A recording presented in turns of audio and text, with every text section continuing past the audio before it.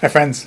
So last year, around this time, so many people were talking about the year of 2020, getting a clear vision, lots of hopes and dreams to see things clearly, New Year's resolutions, plans for the new year, plans for the new decade. Isn't it strange looking back now at that year and thinking about all those ideas we had, what was going on, what we were going to do, and yet all that talk about wanting to see things clearly, isn't that exactly what we got?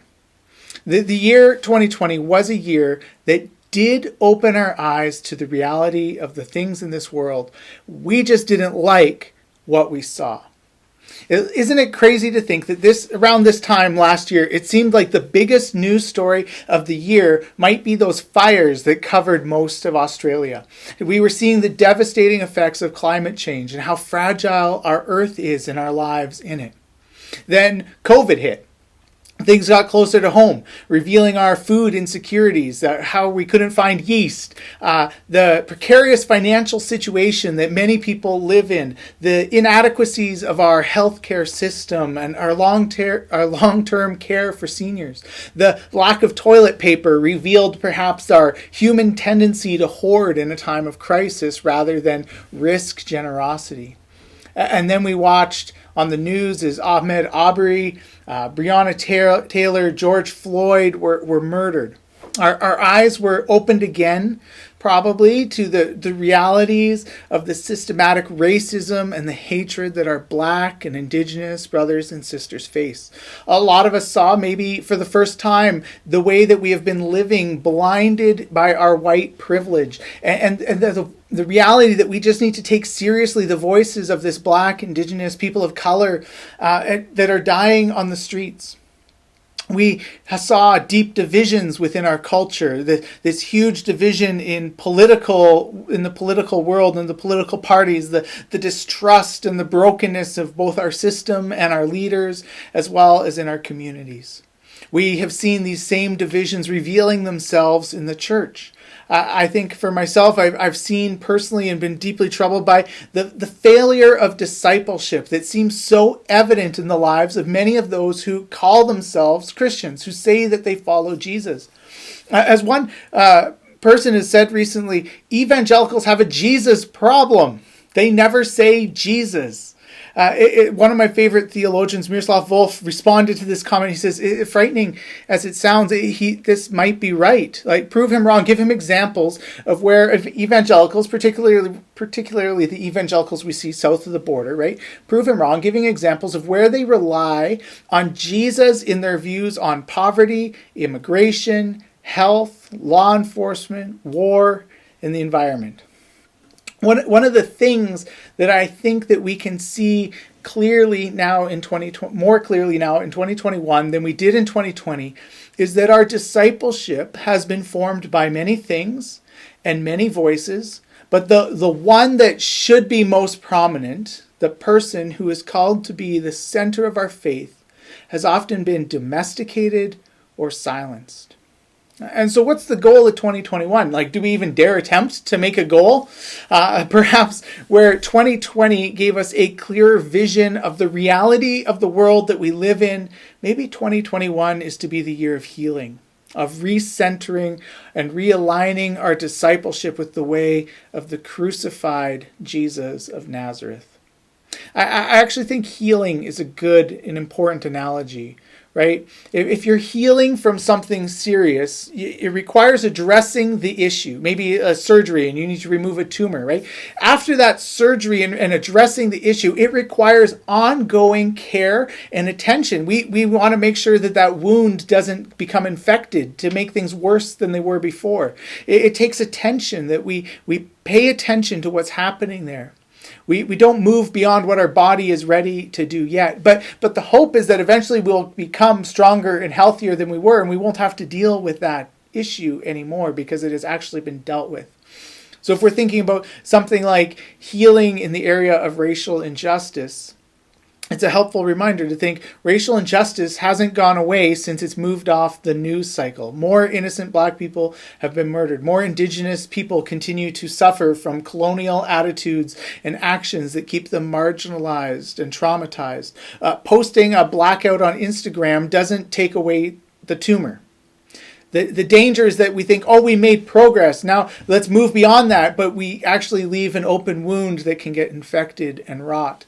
And so as people who follow in the way of Jesus, we are called to the real work of healing and restoration and reconciliation so that we can keep learning and growing and changing and repenting. I love how Drew Hart writes that the form and the way are that of Jesus of Nazareth, who invited people to repent from old social order and turn towards God's kingdom by following after him. Jesus emptied himself and took on human form. All of this is a really long way of just saying that across all of our sites in the new year, we are focusing in on the Gospel of Matthew. There's no timeline for this series. We just want to spend this year looking at the life of Jesus and listening to what he would teach us. We want 2021 to be a year where we take an intentional focus to fix our eyes on the story of Jesus, being intentional not to manipulate the Bible story to make us feel good, but to read it carefully so that we centralize the things that Jesus centralizes and we hear that subversive social lifestyle that Jesus is calling us. The tagline for this series is Kingdom Culture. Which only makes sense to us if we actually believe that there is something different about the kingdom of Jesus than the world that we live in. Otherwise, we would just call it like the Gospel of Matthew, culture. Right? By adding this word kingdom, we are saying that Jesus is the king. That living in the kingdom of Jesus means that we are different, that we are shaped by different values than the world around us. That when Christians talk about immigration or policing or poverty or health or climate change, we come from a foundationally different place than the rest of the world. So I think then we need to be suspicious if our thinking on all of these issues lines up perfectly with our neighbors who don't know the way of Jesus. And I would be 100% sure that our thinking is wrong if our policies on all of those issues align perfectly with one political party. Sure, there will be overlap between what we think about issues and what the culture around us believes. There are political parties who are very Jesus-like in their views on poverty and health and so on. It's not that there isn't overlap. It's not even that Christians will disagree about what the right way is. But what we need to remember is that there is no country and there is no political party that is a substitute for the kingdom of God. And so when we call this series Kingdom Culture, it means that we are going into the Gospel of Matthew to be taught how to live as people who say that Jesus is King. And we expect that that will be different than the normal culture around us. So then let's turn our attention to the Gospel of Matthew. I love this introduction by Anna Case Winters. She writes, "This Gospel was written in a time when there was conflict and division in the community of faith, when some were insiders and others were outsiders, when political and religious leaders were co-opted, mistrusted, and discredited, when the great majority of common people were without power, when cultures clashed. Matthew has a word for us that we urgently need to hear. It is a message about who Jesus is and what he did and taught. In these texts, we see Jesus facing up to conflict and controversy, ministering at the margins, overturning presuppositions about insiders and outsiders, privileging the powerless, demonstrating the authority of ethical leadership, challenging allegiance to empire, and pointing out a wider divine embrace than many dared imagine." And this is the story that Matthew wants us to see and hear, which to me sounds like Matthew is actually an extremely relevant for the world we find ourselves in today. And so let's begin. Matthew chapter 1, verse 1. It says in the Common English Bible, "A record of the ancestors of Jesus Christ, son of David, son of Abraham." Right away, we have three important things to say right at the very beginning in verse 1. The first is that Christ is not Jesus' last name. It is the title, Messiah. We could say it means king. And so for the rest of this series, I will be translating the word Christ to king for us. I will talk about King Jesus. And I know that we don't have a lot of kings in our day and age, but we don't think about them very often. It is a little bit foreign to our mindset and thinking. However, I also think that our imaginations are still caught up enough in the world of kingdoms and kings and princesses and dragons and all of those things that when I talk about a king and a kingdom, we can catch the idea of what this means for us. Secondly, what Matthew wants us to see is that Jesus is part of the line and story of the Jewish people. He is part of the line of Abraham and David. Jesus is the Jewish Messiah, the Jewish king that was talked about from Genesis to Malachi. The New Testament is not God's plan B after a failed experiment with the Jewish people. Jesus is rather the revelation of his plan A. Matthew is the joyful announcement of the good news that King Jesus has come, that the one who has been awaited since the beginning is now arrived, and he has brought with him the reign of God to earth. And thirdly, and maybe this is more interesting than important, but the second word of this gospel, the word that is translated in the Common English Bible as record, the record of Jesus, is in the Greek is Genesis. Now, one could read this then as the Genesis of King Jesus. So why would Matthew choose that word? The word can mean genealogy. It can also mean birth. But there are other words in Greek that are more precise for genealogy or birth. So you have to ask, why did Matthew choose this key noun, Genesis, at the very beginning of his gospel? Maybe he wants us to go all the way back to the first book of the Hebrew Scripture. There in the Greek Septuagint, the same word Genesis is used in Genesis 5, verse 1. A translation then could be, this is the Genesis of humanity. This is the generations of Adam, the Genesis of human beings. Used again in Genesis 2, verse 4, again, it could be the Genesis of the earth and the heavens. And so perhaps what Matthew is trying to do in this opening sentence is to remind us again of this new Genesis by imitating these two phrases, the Genesis of the cosmos, the Genesis of humanity. He's saying, and remember, Jesus Christ, in Jesus Christ, God is bringing a new beginning. He's saying, remember this, because we are about to see a new Genesis, a new birth, a new reality as God makes a new beginning in the story of Abraham and David. And it's this revelation of King Jesus. And then Matthew gives us a long, long list of names that I skip, and let's be honest, you skip it too, right? But when we do, we miss something so beautiful and profound because there's a hint of what is to come found in this story. And if you read over these lists of names, what you'll discover is that Matthew has given us a list of 6 groups of 7 names. This is important because 7 was and is the most powerful symbolic number. It symbolizes completeness, wholeness, fullness. And so then to be born at the beginning of the 7th 7 in this sequence is clearly meant to say that Jesus is the climax of the whole list. N.T. Wright writes, this birth, Matthew is saying, is what Israel has been waiting for 2,000 years. Now, this actually really shouldn't be that strange, right? Jesus is the 7th 7, the completeness, fullness of the promise of Israel, the one who will be king over all. All of this makes sense, and you would expect that in the story at the beginning of Jesus.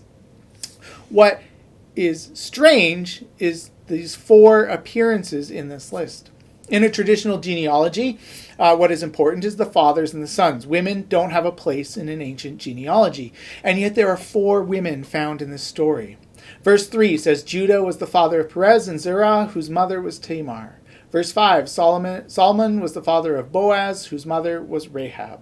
Also in verse 5, Boaz was the father of Obed, whose mother was Ruth. And then in verse 6, Jesse was the father of David the king. David was the father of Solomon, whose mother had been the wife of Uriah, or as we know her, Bathsheba. Some commentators, preachers, would like us to focus on the scandal of these women. They would like us to think of them as the unrighteous Gentiles who find their way into the kingdom. And maybe some of that is true. Some of these women definitely are Gentiles. Ruth isn't just a Gentile, she's a Moabite woman, which is basically shorthand in the Hebrew scriptures for the temptress who leads Israel away from faithfulness to God. And yet I find that reading these women as the scandalous, sexually promiscuous, sometimes people talk about these women, I find that really troubling. It's troubling to actually cast them as the scandalous women, because I don't think that's who they are. Tamar, for example, her story is born in tragedy. Her husband dies. She then suffers more loss and pain, and eventually she is wronged by her in-laws and is used by the selfishness of others. And however she uses her ingenuity, she uses her limited resources to remain a part of the story of God.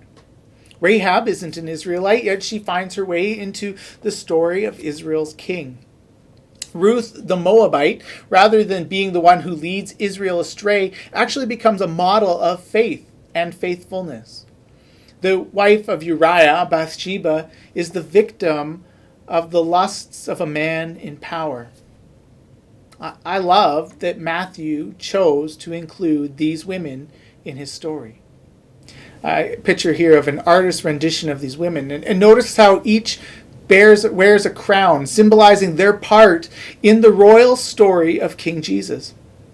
These women stand as a testament that God is in the business of recycling damage and loss and trauma and abuse and turning it into something redemptive and new. Like, God did not choose people who had not experienced trauma. God doesn't choose people whose family tree is flawless and good. God works with real people in real situations, people whose lives have been marred by the sin and abuse of others. The story of these four women in the genesis of King Jesus is that everyone can get in on the Jesus story. Jesus is the fulfillment of the promise of Abraham that there is a blessing to the whole world. And the whole world isn't just those who have it together, those who have the right religion or the right family tree. The whole world is not those who have never been abused or abused. The whole world isn't just those who look and think and act like us. No, the whole world includes everyone in all of their situations. The story of these four women in the genesis of King Jesus is that the revolution of King Jesus is generational. It works its way from generation to generation. Pastor Glenn Packiam observes that rather than singing "Mary, did you know?" At Christmas, because obviously Mary did know. She knew. Just listen, she knew. Rather than singing that song, we should sing, "Rahab, did you know? Tamar, did you know?" Because each one of these women died not knowing that they were being grafted into the family tree of King Jesus. When the Messiah, the longed for, the waited for, the fulfillment of Israel's longing, the beginning of the establishment of God's kingdom on earth would come, four unlikely women find their place in that family tree. So Glenn Packiam says it so well. The arrival of Jesus reminds us that God is faithful to redeem our past and redirect our future. The arrival of Jesus reminds us that God is faithful to redeem our past and redirect our future. Friends, this is my hope and prayer for us in 2021. Start of a new year. Maybe you, like me, have gotten back on the treadmill. You've made some resolutions about what you want to do this year, what you want to accomplish. Hey, you know what? January 1st is as good a time as any to restart those things. And yet the passing of 365 days does not change anything. It doesn't bring us a new hope. But the arrival of Jesus does. It can reminds us that God is faithful to redeem our past and redirect our future. What's happened to you, the things that you have gone through, maybe in 2020 or maybe farther back than that, our hope is that God is able to redeem that. The story of these four women remind us that it may take generations to see it happen, but it is possible that our tragedies and our pain and our trauma can all be redeemed. And that as we walk into and see this unfolding of this story of God, it also then redirects our future in this moment.